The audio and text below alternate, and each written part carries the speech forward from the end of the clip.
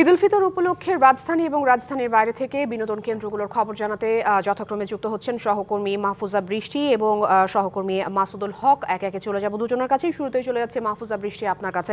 বৃষ্টি, আপনি আছেন হাতিরঝিলে বিনোদন পিয়াসীদের উপস্থিতি কেমন দেখছেন, কি করছেন তারা, তাদের অনুভূতি জানতে চাচ্ছি। আফরিন, প্রথমেই জানাই আপনাকে ঈদ মোবারক, সেই সাথে ডিবিসির পর্দায় এখন যারা যুক্ত আছেন তাদের সবাইকে জানাই ঈদ মোবারক, ঈদের শুভেচ্ছা।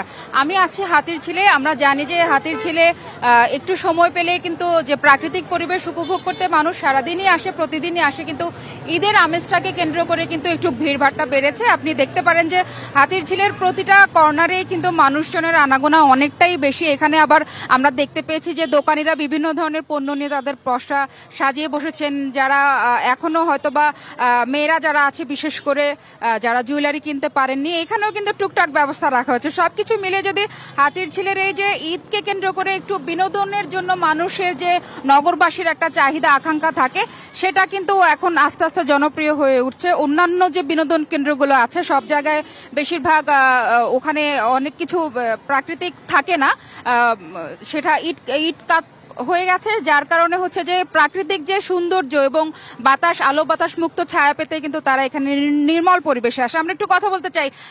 আপনাকে ঈদ মোবারক, এবং সেই সাথে আপনারা এবার ঢাকা ঈদ করছেন, বাড়ি না গিয়ে কেমন লাগছে?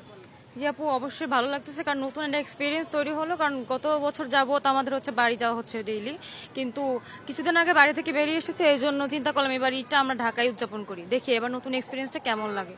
তো আপনাকে আমি একটু দেখতে পাচ্ছি যে একটা ছোট্ট বাবু ভিডিও করছে আমাদের, আমরা তার সাথে একটু কথা বলতে চাই। তোমার কাছে কেমন লাগছে? তুমি দেখছে ভিডিও করছো, তোমার ভিডিও আমরা করছি, কেমন লাগছে? আমার অনেক ভালো লাগছে।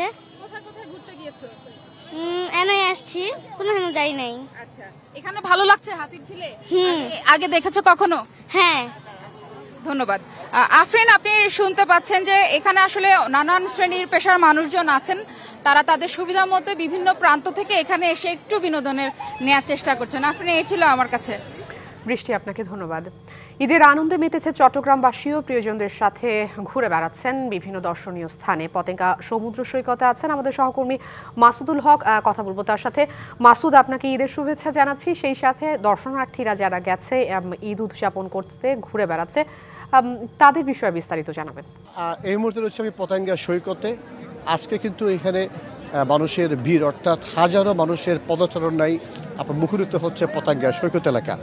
কিন্তু আমরা অন্যান্য সময় দেখেছি ঈদের সময় কিন্তু এত লোক সমাগম হয় না, ঈদের 2-1 দিন পর হয়। কিন্তু আজকে আমরা দেখেছি এখানে হাজারো মানুষ, এবং এখানে আশপাশের পুরো কয়েক কিলোমিটার এলাকায় কিন্তু মানুষ আর মানুষ, অর্থাৎ যারা ভ্রমণ পিপাসু মানুষ তারা ছুটে আসছেন এই উপভোগ করতে, বা সাগরের যে গর্জন শুনতে তারা এখানে এসছেন।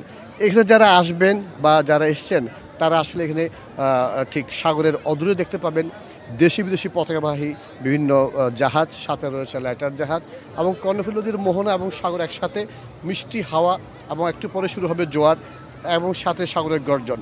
সব কিছু আসলে উপভোগ করার জন্য এখানে মানুষ আসে। এবং প্রতিবারে কিন্তু আমরা দেখেছি শুধু যে ঈদ পূজার বন্ধে নয়, যে কোনো বন্ধে বা বিশেষ দিন এখানে কিন্তু হাজারো মানুষের ঢল নামে। এবারও তার কিন্তু ব্যতিক্রম হয়নি, এবং আমরা দেখছি যতই আসলে বেলা বাড়ছে মানুষের সংখ্যাও কিন্তু বাড়ছে।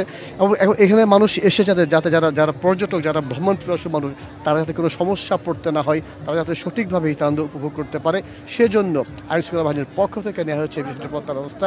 শিল্প পুলিশ, র্যাব পুলিশ সহ সেনাবাহিনীর সদস্যরা এখানে টহলে রয়েছেন।